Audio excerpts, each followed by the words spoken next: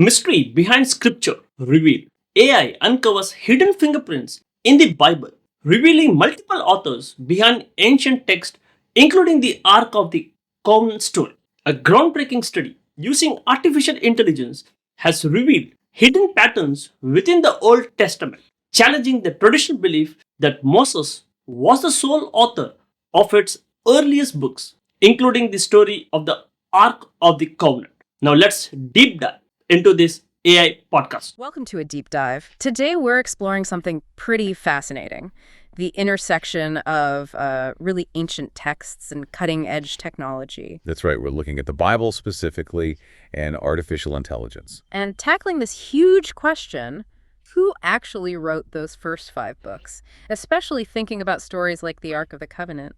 Yeah, it's a question that's been debated for centuries. So our mission today is to unpack a really groundbreaking new study. It used AI to search for hidden patterns, sort of like fingerprints, within the biblical text itself. Exactly. So, for millennia, the widely accepted view, certainly in Jewish and Christian traditions, was simple. Moses wrote the first 5 books. Genesis, Exodus, Leviticus, Numbers, Deuteronomy, the Pentateuch or the Torah. Correct. And these books, they hold some of the most foundational stories we know. Absolutely. Creation, Noah's Ark, the Exodus from Egypt, the 10 Commandments. And crucially for our discussion, the detailed instructions for building the Ark of the Covenant. In that traditional view, Moses is right at the center of it all. He receives the instructions, guides the people. But over the last couple hundred years, modern biblical scholarship started asking questions. Right. Scholars began noticing things. Inconsistencies, maybe? Different styles. Exactly. Different vocabulary popping up, shifts in narrative style, even apparent contradictions.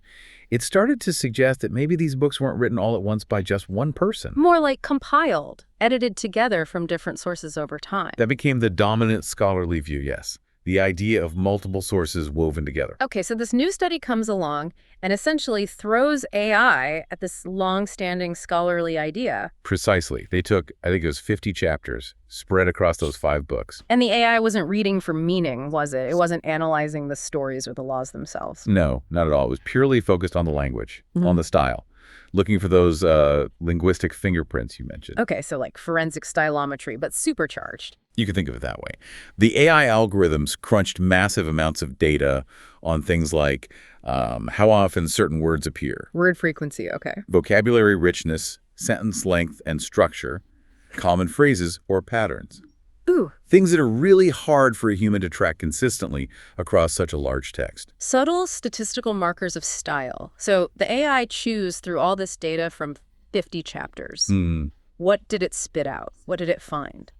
Well, the analysis came back with pretty strong statistical evidence, pointing towards 3 distinct writing styles within those chapters. 3, not just one, not Moses, but 3 separate styles. That's what the AI pattern suggested, yeah. It basically sorted the text snippets into 3 groups based purely on how they were written, linguistically speaking. Wow. Okay, let's unpack those. Can we get a feel for what these 3 different voices or styles were like? According to this study, what's the first one? Deuteronomic. Yes, the Deuteronomic style, often just called D.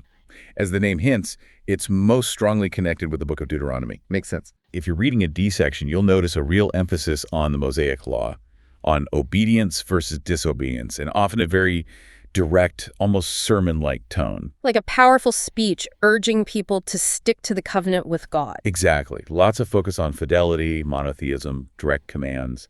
It feels like an exhortation. Okay, so D is the sermon. What about the second style? Deuteronomistic history. Right, DTRH. This style isn't just in Deuteronomy. You find it in later books, too, like Joshua, Judges, Samuel, Kings. Ah, the historical books. Yes, and it tells Israel's history, but it's not just a neutral chronicle. It's history with a purpose. What kind of purpose? A theological one. It interprets events.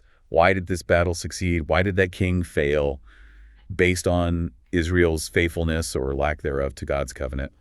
It's history designed to teach a moral and religious lesson. So if D is the sermon, DTRH is maybe like history class taught by a theologian explaining the divine consequences of actions. That's a pretty good way to put it, yeah. Okay, and the third style, the priestly one. The priestly style, or P. This one is quite prominent in parts of Genesis, Exodus, and especially Leviticus and Numbers. And how does that one feel to read? Very different. It's often quite formal, very precise, sometimes even repetitive, focusing heavily on details. Details about what? Rituals, sacrifices, the exact dimensions and materials for the tabernacle or temple items, genealogies, rules about purity, the specific roles and duties of priests. So much less storytelling or sermonizing, more structured, almost legalistic or technical. You could say that. It's very concerned with order, holiness, sacred space, and the correct procedures for worship and maintaining purity. Think detailed regulations mixed with, say, architectural plans and lists of priestly lineages. That's a really clear distinction. So the AI is finding these three distinct fingerprints. This must strongly support the work of scholars like Professor Thomas Roomer, who was actually part of this study, right? It absolutely does. Professor Roomer's work really emphasizes that we shouldn't think of authors of the Bible in our modern sense like one person writing a novel. Right, not a single author sitting down from page 1 to the end. Instead, he talks about generations of redactors, ancient scribes, editors, compilers, who were constantly working with older traditions. Adding new material, maybe, revising things. Exactly. Adding, revising, combining different strands of tradition, often to address the specific concerns or priorities of their own time. Which also changes how we might think about Moses himself, doesn't it? It does. Well, the text clearly attributes the Torah to him.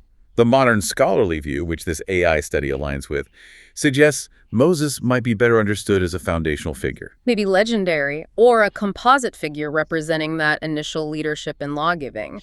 Less the literal author of every single word. That's the scholarly consensus, yes. A central figure embodying the origins rather than a historian writing it all down in his lifetime. And this whole idea of redaction over generations, it blows up the traditional timeline, right? Completely. Instead of the Pentateuch being written and finished during Moses' era, maybe around, say, the 14th or 13th century BCE. Which is the traditional dating, roughly. Right. The scholarly view, now bolstered by this AI analysis, sees it as a much, much longer process. The text likely evolved over maybe 1,000 years. 1,000 years, wow. Yeah, with different layers being added, edited, shaped. Perhaps starting with some early traditions around 1400 BCE, but continuing right down until maybe 400 BCE. It's a long and complex literary evolution. Okay, so the big picture from the AI is this complex tapestry, woven from at least 3 linguistic threads over a vast stretch of time. Now, let's zoom in on that really famous part, the Ark of the Covenant. Okay. The traditional story in Exodus. It puts the Ark's construction right after the flight from Egypt, doesn't it? Yeah. God gives Moses the plans on Mount Sinai. That's the biblical account, yes. It's built there in the wilderness, travels with them. It's presented as originating right at the beginning. But when the AI looks specifically at those chapters in Exodus and Numbers, the ones detailing the Ark's construction, its materials, how to handle it, which stylistic fingerprint did they match? The AI found that those sections detailing the Ark overwhelmingly aligned with the priestly, the P, writing style. They matched the P style, the formal, ritual-focused one. Yes, very clearly. Okay, what's the implication of that? If the Ark story is written in the P style, what does that suggest about when it was actually written down, or maybe significantly shaped?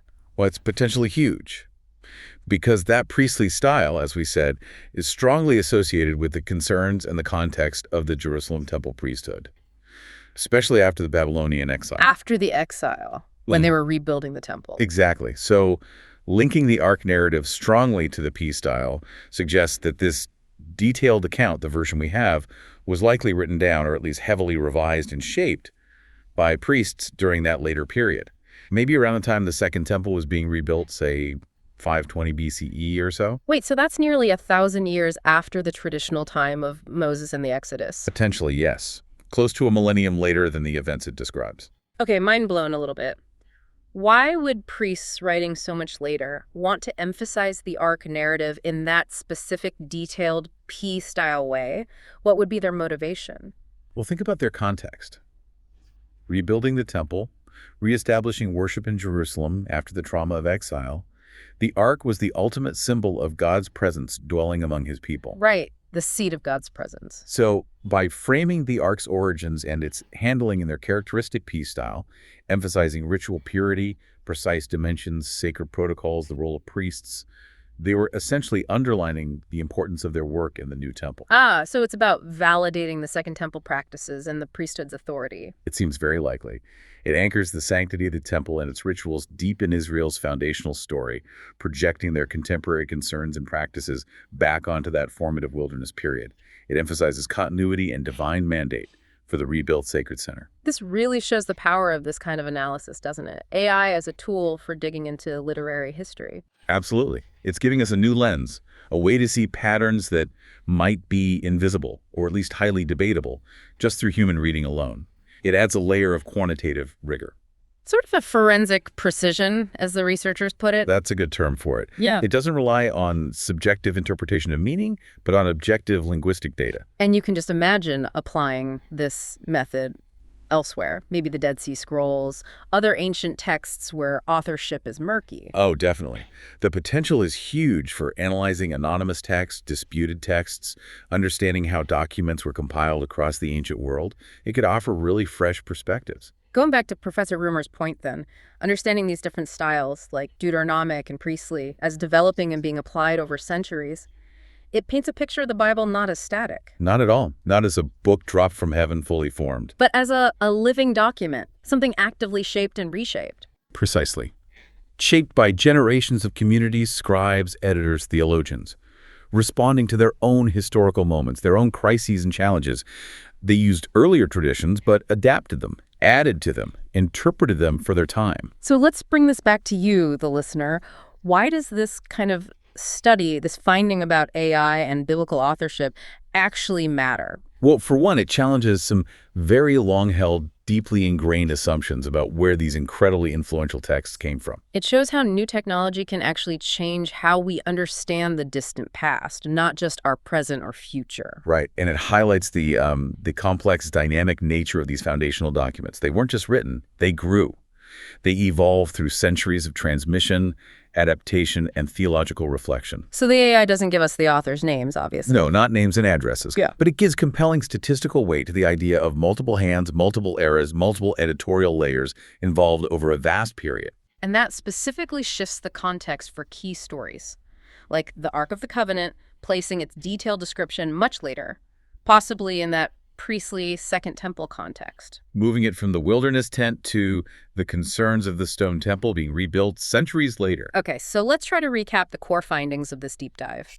AI analysis points to at least 3 distinct linguistic styles woven through the Pentateuch. Right, strongly supporting the scholarly view of multiple authors and editors shaping these books over maybe 1,000 years, not solely Moses in one lifetime. And specifically for the Ark of the Covenant narrative, the AI connects its detailed accounts strongly to the later priestly style. Which suggests its composition, or at least significant revision, happened much later than tradition suggests, perhaps by temple priests around 520 BCE, reflecting their concerns. It really shifts the picture from a single authorial voice to this incredibly rich, layered history of tradition being passed down, reshaped, and reapplied over time. A complex tapestry indeed. Which leaves us with a final thought for you to chew on. If we start understanding foundational texts, like the Bible, not as static snapshots from one moment, but as documents that evolved over generations, shaped by changing human circumstances and perspectives, what does that imply? How might that affect how we approach and interpret these texts today? And maybe even more broadly, what does this ancient process of redaction and transmission tell us about how any important knowledge, story, or belief system gets passed down and subtly transformed across the vast sweep of human history? Something to ponder. Can the Bible still be considered divinely inspired if it was written and edited by many people over centuries? Don't forget to comment it. Thanks.